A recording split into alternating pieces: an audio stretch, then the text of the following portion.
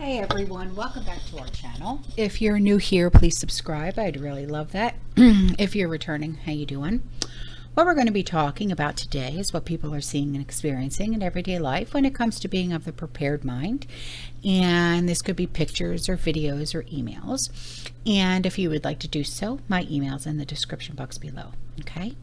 So this first community member sent me a picture and she said, our local MIRA, it's strawberries for 99 cents a pound, so I loaded up. I got 22 pints.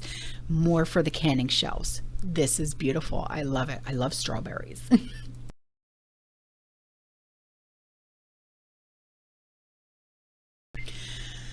And there was another warehouse fire. This is in Cincinnati, Ohio. This is just, it's becoming overwhelming, guys. It really, truly is. Sometimes I hate to even bring this stuff to you guys. I really do. It sucks.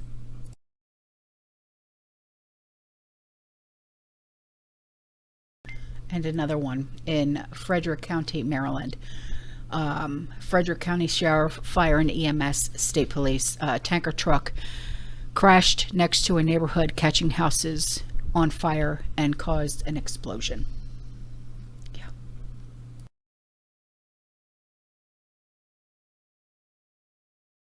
Now here's a video that was sent to me by a community member, and this speaks about Ohio.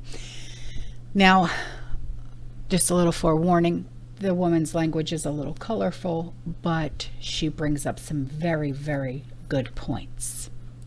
There is something about this East Palestine, Ohio train thing that I haven't been able to let go of.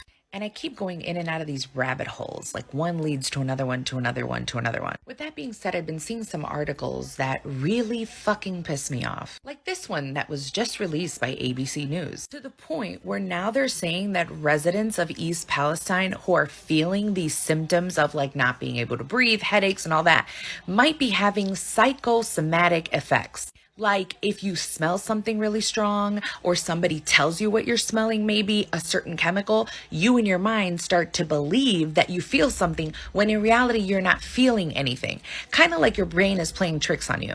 That's what they're saying is fucking happening to the people who are suffering and were basically nuked in East Palestine. All this according to Dr. Pamela Dalton, a researcher at Monell Chemical Senses Center.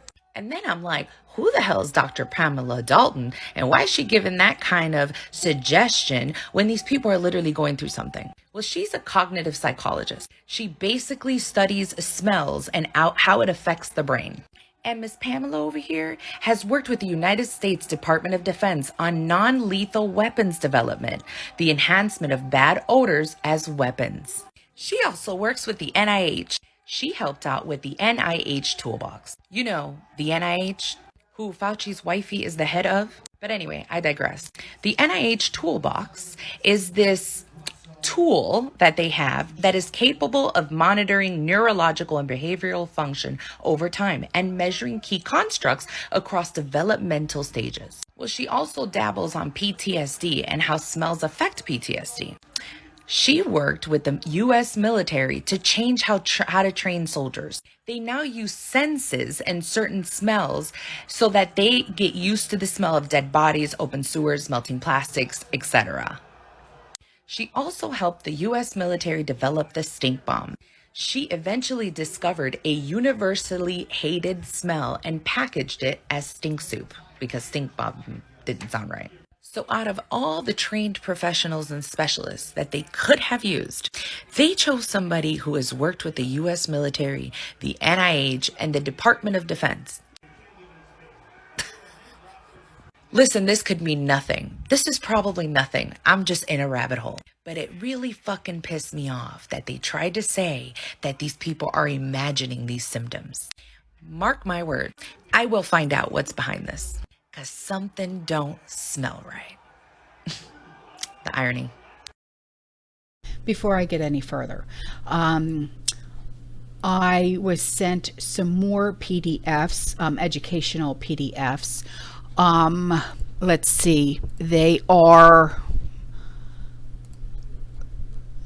strategies for dealing with fuel scarcity, getting home during a disaster, how to avoid dangers, how to make your own soap, last mile emergency signal equipment, making your own knives, medical preparedness, off-road in a blizzard, survival water filters, reality of using solar, 3 key factors to keep in mind when sleeping in the wilderness, and top 5 mistakes you make when purifying water. So those are the PDFs that we have. I know that you guys love the PDFs. They're all free. So this now makes 700 PDFs that I have. So if you would like these PDFs, just email me and I will email them back to you. Okay, so this email came in from a community member, and she said, I believe this is why Ohio. Livestock. The leading livestock product in the state is milk. Ohio is leading producer of hogs. The famous Poland China hog was developed in Ohio. Ohio is also one of the leading number 5 actually egg producing states. Beef, cattle, broilers, which is young chickens, and turkeys are raised in the state. Sheep are raised for mutton and wool. Ohio is the biggest wool producing state east of the Mississippi River.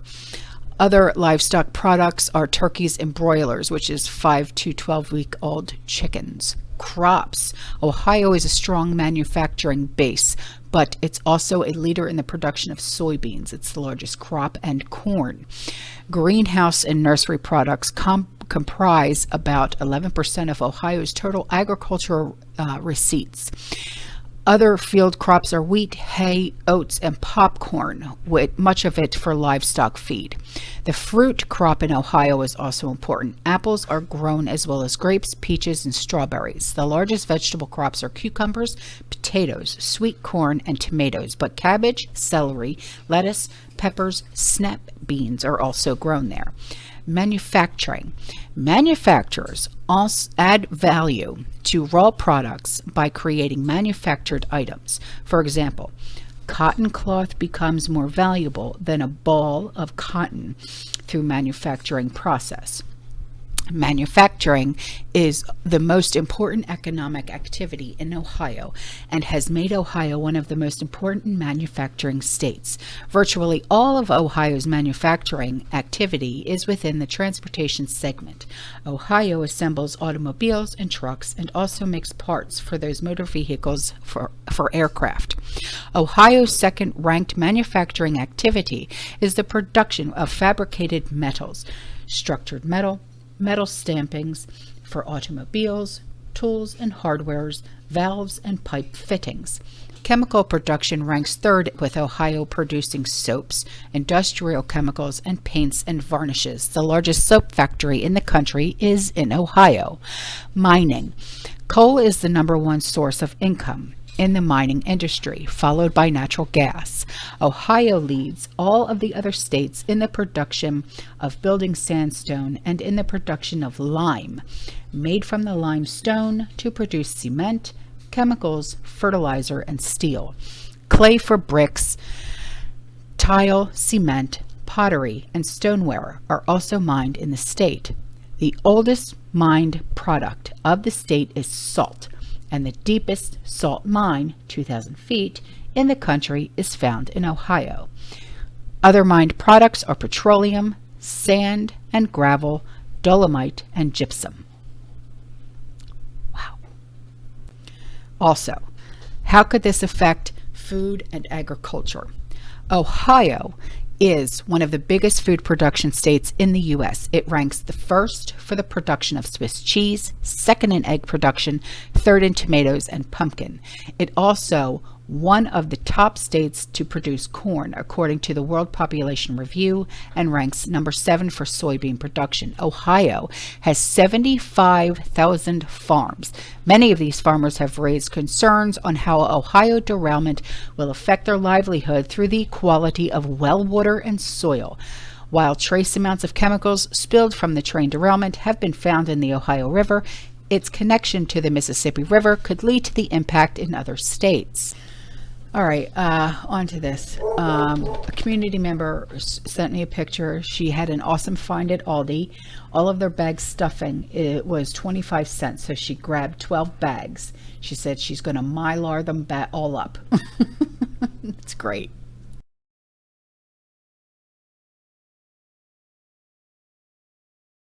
And someone is playing food Tetris, they said.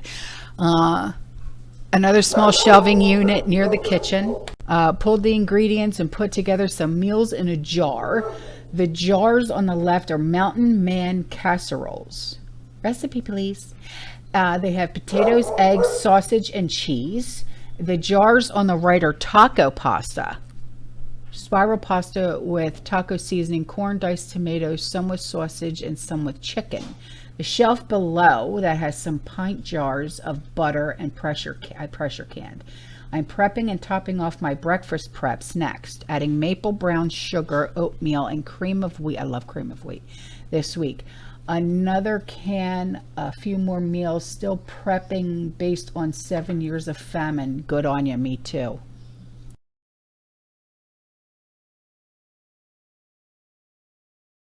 And someone sent me a picture of their favorite meme. It says, everyone's an atheist until they clog the toilet in someone else's house.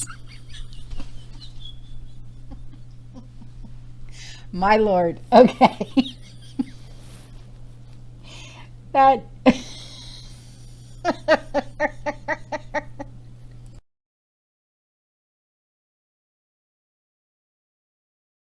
And before I go, here is a video of what happened in Midtown East Manhattan.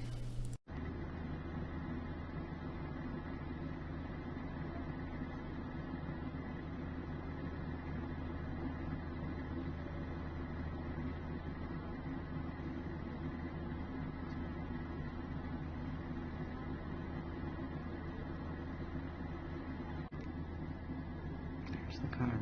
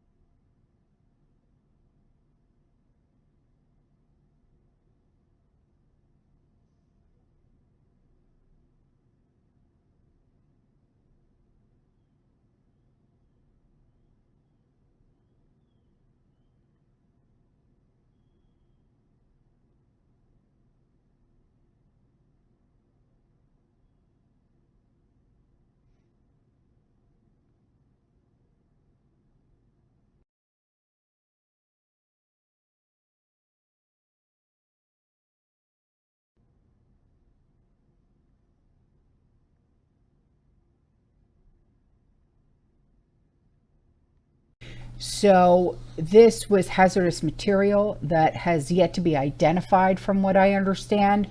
One person has perished, 4 others have been injured, and this is including 2 NYPD officers and an emergency responder.